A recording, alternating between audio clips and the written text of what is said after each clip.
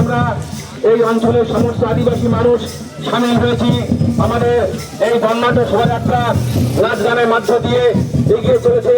এই শোভাযাত্রা আর কিছুক্ষণের মধ্যেই আমাদের মূল মঞ্চে প্রবেশ করবে। আজকের দিনটা আমাদের কাছে গর্বের, কারণ আজকের দিনে শহীদ চিত্রা বেদিয়া বিখ্যাত স্বাধীনতা সংগ্রামী, তিনি ইংরেজদের বিরুদ্ধে লড়াই করেছিলেন। আদিবাসীদেরকে উজ্জ্বল সেই অধিকারকে সামনে রেখে লড়াই আন্দোলন